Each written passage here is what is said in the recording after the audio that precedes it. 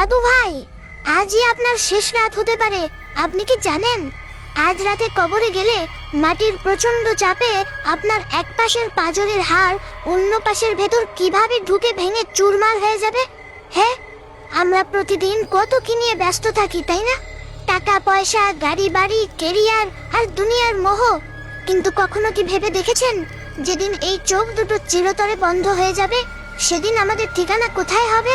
শুনুন, আজ আপনাদের শোনাবো আল্লাহ রাসূল সাল্লাল্লাহু আলাইহি ওয়াসাল্লামের জবানিতে কবরের সেই ভয়াবহ রাতটির কথা, যা শুনলে আপনার গায়ের পশম শিউরে উঠবে।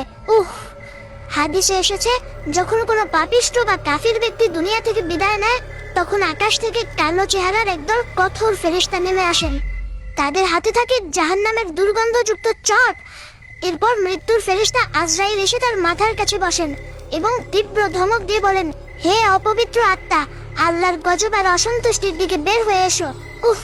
আল্লাহ রাসূল সাল্লাল্লাহু আলাইহি ওয়াসাল্লাম বলেন, তখন পাপিষ্ঠ ব্যক্তির শরীর থেকে বা আত্মা এত নির্মমভাবে টেনে বের করা হয়, যেমনটা ভেজা পশমের ভেতর থেকে ধারালো লোহার কাঁটাযুক্ত শিক টেনে বের করা হয়।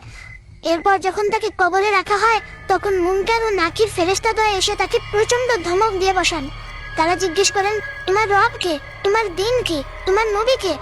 কিন্তু আফসোস, দুনিয়ায় পাপের সাগরে ডুবে থাকা সেই মানুষটি প্রতিবার শুধু একটি কথাই বলবে, হায় আফসোস, আমি তো কিছুই জানি না, আমি তো কিছুই জানি না। তখন আসমান থেকে ঘোষণা আসে, সে মিথ্যা বলেছে, তার জন্য জাহান্নামের বিছানা পেতে দাও।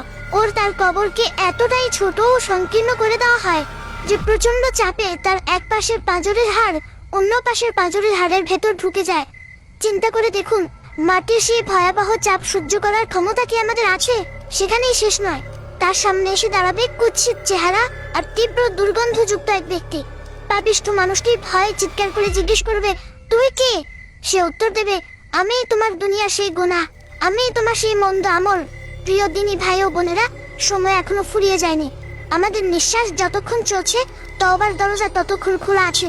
আসুন আজই আল্লাহর কাছে চোখের পানি ফেলে ক্ষমা চাই। হে আল্লাহ, আমাদের সবাইকে কবরের এই ভয়াবহ আযাব থেকে রক্ষা করুন, আমিন।